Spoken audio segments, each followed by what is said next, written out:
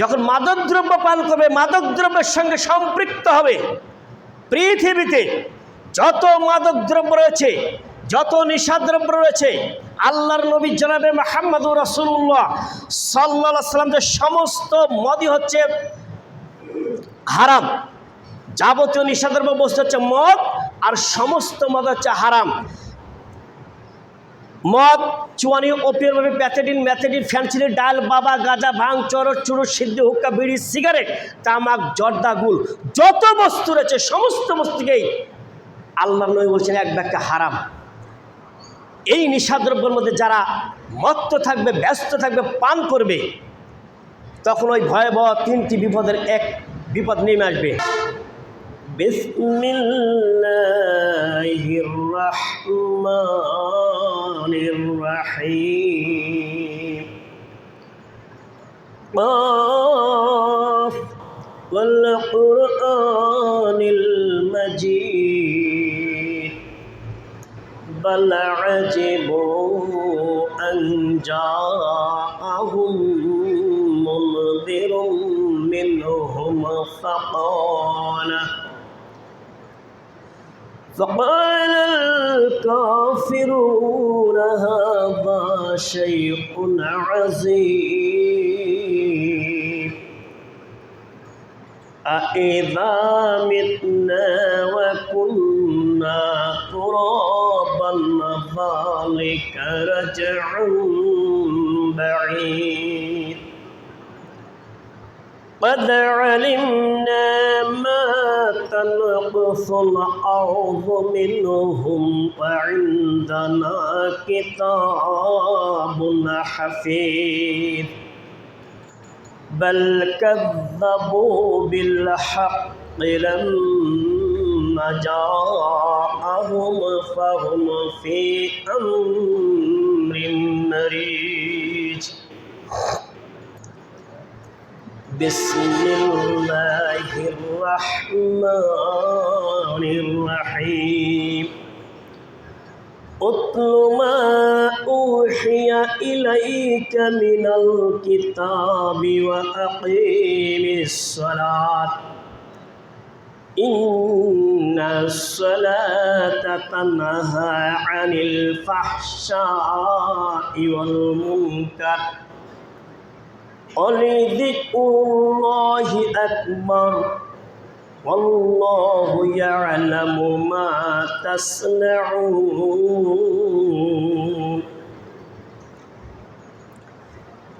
أما بعد عن أنس رضي الله عنه قال قال رسول الله صلى الله عليه وسلم أول ما يحاسب به العبد يوم القيامة الصلاة فإن صلحت صلح له سائر عمله وإن فسدت فسد سائر عمله সিলসিলা সহিহা। আলহামদুলিল্লাহ, সমস্ত প্রশংসা কৃতজ্ঞতা প্রকাশ করছি সেই মহান সত্তার জন্য যে মহান আল্লাহ রাব্বুল আলামিন আমাদেরকে তার সকল সৃষ্টির শ্রেষ্ঠ জাতি করে সৃষ্টি করেছেন এবং অত্যন্ত গরম, অত্যন্ত রোদ এবং তাপের প্রখরতার মধ্যে থেকে আল্লাহ আমাদেরকে বাঁচিয়ে রেখেছেন, সুস্থ রেখেছেন। সুস্থ থেকে তার শ্রেষ্ঠ ইবাদত আজকের জুমার সালাত আদায় করার জন্য এই মসজিদে আসার তৌফিক দান করেছেন। সেই মহান আল্লাহ রাব্বুল আলামিনের শুকরিয়া আদায় করছি। সকলে বলি আলহামদুলিল্লাহ। লক্ষ কোটি দরুদ ও শান্তি বর্ষিত হোক আমাদের প্রাণপ্রিয় নবী, যে নবীর মাধ্যমে আমরা আল্লাহর মনোনীত দিন পেয়েছি, যে নবী আমাদেরকে পথ দেখিয়েছেন, সে নবী হযরত মুহাম্মদুর রাসূলুল্লাহ সকলে বলি সাল্লাল্লাহু আলাইহি ওয়াসাল্লাম। সম্মানিত উপস্থিত, অত্যন্ত জ্ঞানীগুণী মুসল্লিবৃন্দ, আমি আপনাদের সামনে আজকের জুমার খুতবা দেওয়ার উদ্দেশ্যে পবিত্র কুরআনুল কারীম থেকে সূরা আনকাবুতের ৪৫ নম্বর আয়াত তেলাওয়াত করেছি এবং রাসূলুল্লাহ সাল্লাল্লাহু আলাইহি সাল্লামের মুখস্থিত বাণী থেকে ছোট্ট একটি হাদিস পাঠ করেছি। এর উপর ভিত্তি করে আজকের জুমার খুতবা সময় মতো শেষ করার চেষ্টা করব ইনশাআল্লাহ। মানুষ পৃথিবীতে এমনভাবে চলাচল করছে, এমনভাবে বসবাস করছে, নিজেদের মতো, নিজেদের খেয়াল খুশি মতো, নিজেদের খেয়াল খুশি মতো চলতে গিয়ে, প্রবৃত্তির অনুসরণ করতে গিয়ে, কোরআন সুন্নাত থেকে দূরে থেকে এমন পর্যায়ে চলে গেছে যে মানুষ পাপ করতে করতে করতে পাপকে পাপ মনে করছে না। মানে একটি কাজ করছে, এই কাজটি যে অন্যায়, অপরাধ, পাপ, এটা মনেই করছে না। স্বাভাবিক একটি হয়ে গেছে পাপ। ছোটোখাটো বড় অনেক অপরাধ রয়েছে, প্রকাশ্যে চলে, কিন্তু যেটাকে মানুষ অপরাধ, অন্যায়, পাপ মনে করে না। পৃথিবীতে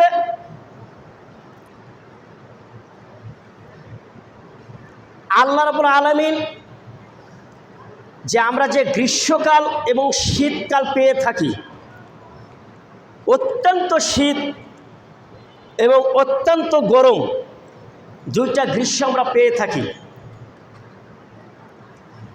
আবু সাঈদ খুদরি রাদিয়াল্লাহু তাআলা আনহু থেকে বর্ণিত, তিনি বলেন রাসূলুল্লাহ সাল্লাল্লাহু আলাইহি সাল্লাম বলেছেন, জাহান্নাম আল্লাহর কাছে অভিযোগ করলেন, নালিশ করলেন, হে আল্লাহ, হে আমার প্রতিপালক, মানে তাপের প্রবণতা, তাপের প্রখরতা এত বেশি, দহনের তীব্রতা এত বেশি, জাহান্নাম বলছে আমার একটি অংশ আরেকটি অংশকে খেয়ে ফেলছে, একটি অংশ আরেকটি অংশকে খেয়ে ফেলছে। এত প্রখরতা, এত তীব্রতা জাহান্নামের আগুনের। এই আবেদন বা এই অভিযোগ জাহান্নাম আল্লাহর কাছে করলেন। আল্লাহ রাব্বুল আলামিন জাহান্নামকে দুইটি নিঃশ্বাস ছাড়ার অনুমতি দিলেন। দুইটি নিঃশ্বাস ছাড়ার অনুমতি দিলেন। একটি নিঃশ্বাস হচ্ছে গরম আর একটি নিঃশ্বাস হলো ঠান্ডা। অর্থাৎ গ্রীষ্মকালে যে প্রখরতা, যে তাপ আমরা পেয়ে থাকি, জাহান্নাম যখন গরম নিঃশ্বাসটা জাহান্নাম থেকে ছাড়ে, তখন আমরা এই গরমকাল, গ্রীষ্মকাল পেয়ে থাকি। আর জাহান্নাম যখন ঠান্ডা নিঃশ্বাস জাহান্নাম থেকে ছাড়ে, তখন আমরা শীতকাল পেয়ে থাকি। এটা হচ্ছে আল্লাহ নবী জনাবে মুহাম্মদুর রাসূলুল্লাহ সাল্লাল্লাহু আলাইহি ওয়াসাল্লাম শীতকাল এবং গরমকালের কথা বলেছেন। যেই জাহান্নামের নিঃশ্বাসের অংশ হচ্ছে এই তাপ, এই গরম, এই প্রখরতা। যেটা বলছিলাম, মানুষ পাপ করতে করতে পাপকে পাপ মনে করে না। আল্লাহর নবী জনাবে মুহাম্মদুর রাসূলুল্লাহ সাল্লাল্লাহু আলাইহি ওয়াসাল্লাম বলছেন যে আমার উম্মত, আল্লাহর নবী বলছেন, আমার উম্মত যখন পাপকে পাপ মনে করবে না, অপরাধকে অপরাধ মনে করবে না, অনেক অন্যায়, অনেক পাপমূলক কর্মকাণ্ড রয়েছে। আমি যে হাদিসটি উপস্থাপন করছি, এখানে আল্লাহর নবী তিনটি অপরাধের কথা তুলে ধরেছেন। যে এই তিনটি অপরাধ যখন জমিনে ছড়িয়ে পড়বে, তিনটি পাপ যখন মানুষের মধ্যে ছেয়ে যাবে, তিনটি পাপ নিয়ে যখন মানুষ ব্যস্ত থাকবে, আল্লাহর পক্ষ থেকে অবশ্যই তিনটি ভয়াবহ বিপদ নেমে আসবে। এ কথা মুহাম্মদ সাল্লাল্লাহু আলাইহি সাল্লাম বলেছেন।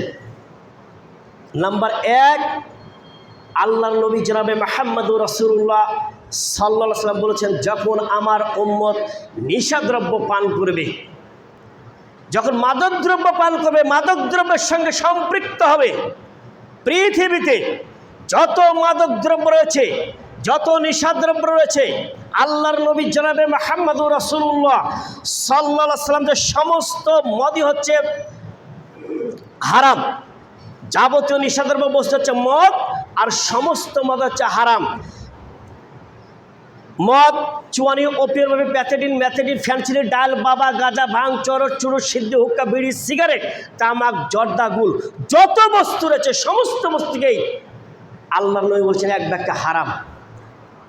এই নেশাদ্রব্যের মধ্যে যারা মত্ত থাকবে, ব্যস্ত থাকবে, পান করবে, তখন ওই ভয়াবহ তিনটি বিপদের এক বিপদ নেমে আসবে। নাম্বার 2, যখন আল্লাহর নবী বলছে আমার উম্মত গায়ক, গায়িকা, নায়িকাদের নিয়ে, নাচ গান নিয়ে ব্যস্ত থাকবে। গায়িকা আমদানি করে, কন্ট্রাক্ট করে নিয়ে এসে, নায়িকা আমদানি করে কন্ট্রাক্ট করে এসে কনসার্টের নামে, সঙ্গীত অনুষ্ঠানের নামে যে নাচানাচি নিয়ে ব্যস্ত থাকবে, এটা দ্বিতীয় অপরাধ, দ্বিতীয় পাপ। আজকে লক্ষ্য করুন, দেশের বিভিন্ন জায়গায় বিভিন্ন প্রোগ্রাম, শিক্ষা প্রতিষ্ঠান থেকে শুরু করে বিভিন্ন অফিস আদালত, বিভিন্ন পিকনিক, বিভিন্ন সমাবেশ, বিভিন্ন বাৎসরিক কনফারেন্সকে কেন্দ্র করে সন্ধ্যাকালীন সঙ্গীত অনুষ্ঠানের আয়োজন করা, সেখানে গায়ক, গায়িকা, নায়িকাদের আমদানি করে তারাও নাচে, তারাও গায়, দর্শকও নাচে, দর্শকও গায়। আল্লাহর নবী বলছেন দ্বিতীয় পাপ, এটা নিয়ে যারা ব্যস্ত থাকবে। নাম্বার 3, বাদ্যযন্ত্র নিয়ে যারা ব্যস্ত থাকবে, যারা বিভিন্ন উৎসবকে কেন্দ্র করে, উপলক্ষ করে ব্যান্ড সঙ্গীত, ডেস্ক বক্স, বিভিন্ন কিছু ভাড়া করে বিবাহ শাদীতে, বিভিন্ন অনুষ্ঠান, ঈদ উপলক্ষে, পয়লা বৈশাখ উপলক্ষে, বিভিন্ন উপলক্ষে কেন্দ্র করে এইসব বাদ্যযন্ত্র নিয়ে যখন যারা ব্যস্ত থাকবে, নাচানাচি করবে, তখন ওই 3টি ভয়াবহ বিপদ নেমে আসবে। এই তৃতীয়টি, এটা হচ্ছে 3 নম্বর অপরাধ। এই ধরনের অপরাধ যখন পৃথিবীতে নেমে আসবে, তখন 3টি ভয়াবহ বিপদ আল্লাহ চাপিয়ে দিবেন। এই 3টি অপরাধ প্রত্যেকেই নিজ নিজ নিজেকে প্রশ্ন করুন যে আপনার পরিবারের মধ্যে আছে কিনা, আপনার সন্তানের মধ্যে আছে কিনা, আপনার ছেলে মেয়ের মধ্যে আছে কিনা, আপনার ভাই ভাতিজার মধ্যে আছে কিনা, আপনাদের প্রতিবেশীর মধ্যে আছে কিনা, আপনাদের পাড়ায় রয়েছে কিনা, গ্রামে রয়েছে কিনা, বাজারে রয়েছে কিনা, দেশ, রাষ্ট্র, সারা পৃথিবীব্যাপী এই অপরাধ চলছে। আল্লাহর নবী জনাবে মুহাম্মদুর রাসূলুল্লাহ সাল্লাল্লাহু আলাইহি ওয়াসাল্লাম ভবিষ্যৎবাণী করে গিয়েছেন, এই 3টি অপরাধের কারণে 3টি ভয়াবহ বিপদ নেমে আসবে। নাম্বার 1, পৃথিবীতে ভূমিকম্প হবে। পৃথিবীতে ভূমিকম্প হবে। 1000, 2000, 3000 কিলোমিটার দূরে বিভিন্ন রাষ্ট্রে ভূমিকম্প হচ্ছে। নেপালে ভূমিকম্প হলে বাংলাদেশ লড়ে যায়, ভারতে ভূমিকম্প হলে বাংলাদেশ মরে যায়, মিয়ানমারে ভূমিকম্প হলে বাংলাদেশ লড়ে যায়। 2000, 3000 বিভিন্ন কিলোমিটার দূরের থেকে ভূমিকম্প হচ্ছে, পৃথিবী এক প্রান্ত থেকে আরেক প্রান্ত লড়ে হচ্ছে। একথা মুহাম্মদ সাল্লাল্লাহু আলাইহি ওয়াসাল্লাম বলেছেন। এই অপরাধ চালু রয়েছে, এই ভূমিকম্প পৃথিবীতে হচ্ছে, আল্লাহ রাব্বুল আলামিন দেখিয়ে দিচ্ছেন। নাম্বার 2, আল্লাহর পক্ষ থেকে উপর থেকে কোনো গজব আল্লাহ বর্ষণ করবেন, অবতীর্ণ করবেন, অথবা কোনো জাতি দ্বারা মুসলমানদের উপর অত্যাচার, নির্যাতন, জুলুম চালাবেন। একথা মুহাম্মদ সাল্লাল্লাহু আলাইহি ওয়াসাল্লাম বলেছেন। বিভিন্ন সময় বিভিন্ন গজব আল্লাহ পৃথিবীতে দিচ্ছেন। আপনারা অবগত, করোনা ভাইরাস যে গজব সারা পৃথিবীকে অচল করে দিয়েছিল, এটা আল্লাহর গজব। সারা পৃথিবীকে করোনা ভাইরাস দিয়ে আল্লাহ স্টপ করে দিয়েছিলেন, এটা হচ্ছে করোনা ভাইরাস। কিন্তু মানুষের কোনো পরিবর্তন হয় নাই, বরং ধর্ম নিয়ে খেলা হয়েছে, ধর্ম নিয়ে ছিনিমিনি করা হয়েছে। ওদিকে আমি যাচ্ছি না। বিভিন্ন রাষ্ট্রের বিভিন্ন বিজাতীয়দেরকে দিয়ে মুসলমানদের উপর অত্যাচার, নির্যাতন, জুলুম চলছে। একথা মুহাম্মদ সাল্লাল্লাহু আলাইহি ওয়াসাল্লাম বলে গিয়েছেন। নাম্বার 3, মানুষের অপরাধের পাপে পাপে পাপে পাপ যখন ভারী হয়ে যাবে, সীমালঙ্ঘন হয়ে যাবে, তখন সেই সব পাপের কারণে মানুষের চেহারা বিকৃতি ঘটবে। দেখুন হঠাৎ করে একজন স্ট্রোক করেছে, সুন্দর সুদর্শন চেহারা বিকলাঙ্গ হয়ে গেছে, মুখটি বাঁকা হয়ে গেছে, কথার স্পষ্ট কথা অস্পষ্ট হয়ে গেছে, জড়তা হয়ে গেছে। এটা পৃথিবীতে চলছে, মানুষ উপলব্ধি করছে না। অতএব এই যে গজব আল্লাহ বর্ষণ করছেন, এখানে উপলব্ধি করতে হবে যে আমরা নিজ নিজ কে কোন কাজের মধ্যে রয়েছে, কে কোন অপরাধের মধ্যে রয়েছে, কে কোন পাপের মধ্যে রয়েছে, সেটা চিহ্নিত করে সেখান থেকে ফিরে আসতে হবে, সেখান থেকে বেরিয়ে আসতে হবে। ফিরে আসার পথ যে আয়াত আমি পড়েছি, সালাত প্রতিষ্ঠা করবে, সালাতের কোনো বিকল্প নাই। বলতে পারেন যে এর কোনো কাজ নাই, এ কিছুই জানা, শুধু বারবার সালাতের কথা বলার নিশার কথা বলতে পারেন, কোরআন এবং হাদিসের বাইরে যায়নি। পরিবেশ পরিস্থিতিতে এই আলোচনা আমাকে নিয়ে আসতে হয়েছে। পরিবেশ পরিস্থিতি, রমজান মাসে যে সালাত আদায়কারীরা মসজিদে নিয়মিত আসতো বা সালাত আদায় করতো, আলহামদুলিল্লাহ অনেকেই সালাত আদায়কারীর মধ্যে রয়েছেন, অনেকে সালাত আদায় করছেন, আবার অনেকেই সালাত থেকে বিরত হয়ে গিয়েছেন। ইবলিশ বাধা ছিল, ইবলিশ সঙ্গে লড়াই করতে সে পারে নাই, টিকতে পারে নাই। অতএব রমজান মাসে যে ব্যক্তি সালাত আদায় করেছেন, পরবর্তী মাসে পড়ছে না, উনি আর কবে সংশোধন হবে?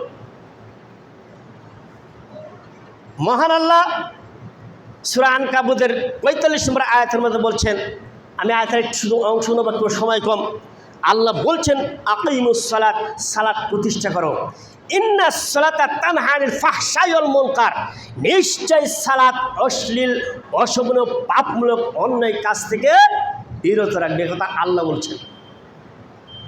সালাত আদায় করতে বলছেন, সালাত আদায় করলেই অশ্লীল পাপমূলক কাজ থেকে বিরত রাখবে, কথা আল্লাহ বলছেন।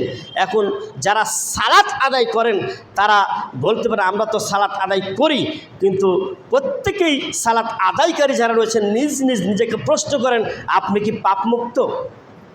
আপনি কি অপরাধমুক্ত? আপনি কি সুন্দর জীবন গড়তে পেরেছেন? নিজেকে নিজেরা প্রশ্ন করেন। সালাত আদায় করছেন অথচ এখনও নিজে সংশোধন হতে পারেন নাই।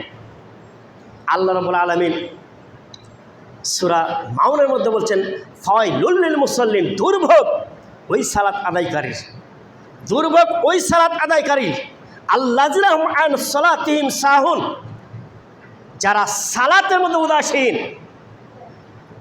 সালাতের মধ্যে উদাসীন। ধানের জমিতে গিয়ে ঘাস তুলছে, জমি নিড়াচ্ছে, সেখানে সচেতন।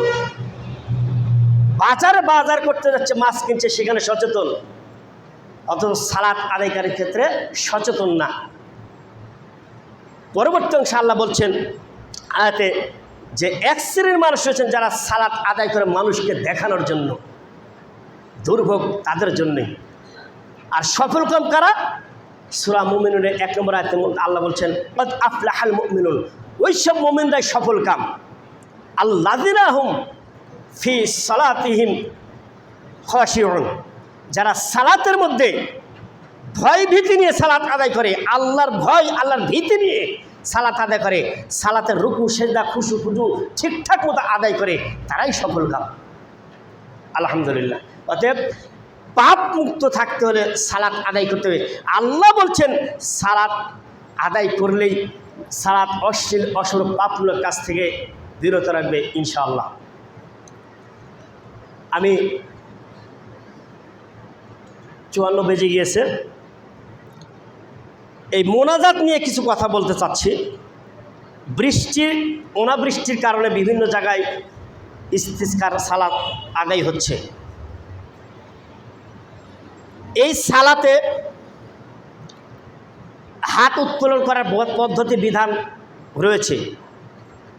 এটা যে মানুষ আলেমধারী যারা আলেমের পরিচয় দিয়ে মাঠে রয়েছেন, তারা যে এত অজ্ঞ, তারা যে এখন এগুলো জানেই না, এটা ভাবতে অবাক লাগে।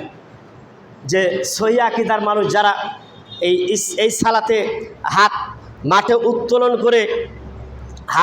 করে মোনাজাত করেছেন, সেখানে তারা কমেন্ট করছেন যে আমাদের বেলায় বিদাত, আমাদের বেলায় বিদাত, তাদের বেলায় জায়েজ, বিভিন্ন রকম কমেন্ট করছে।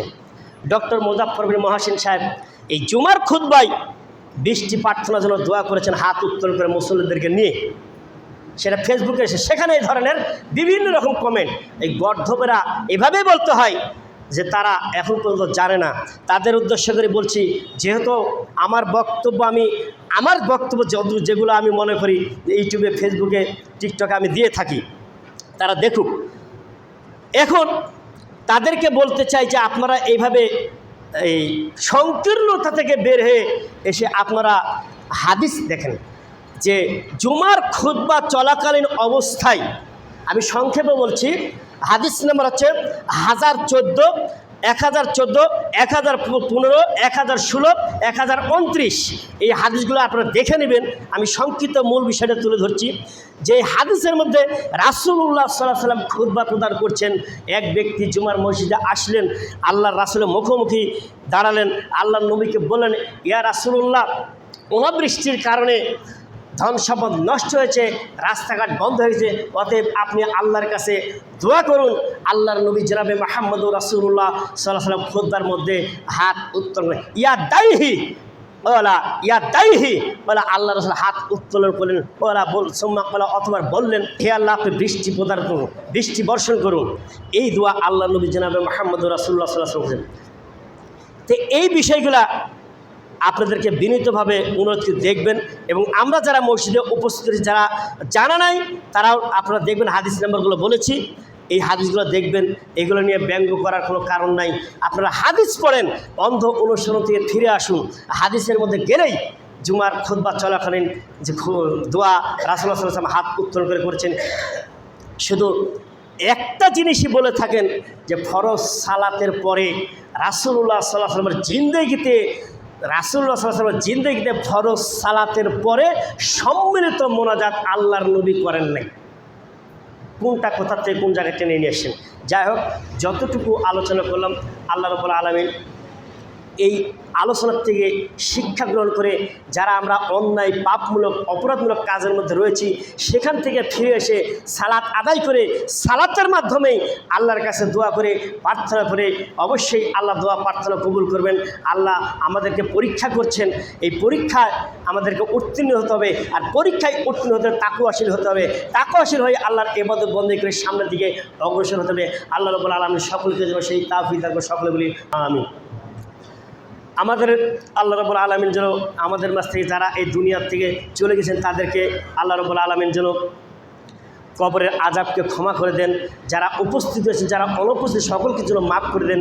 যারা বিভিন্ন সমস্যা হচ্ছে, আল্লাহ রাব্বুল আলামিন সকলের সমস্যা দূর করে দিন, সকল বলে আমিন।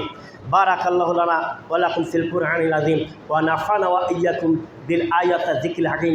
ফাইন্নাহু তাআলা জাওয়াদুম মালিকুম বার রাউফুর রাহিম।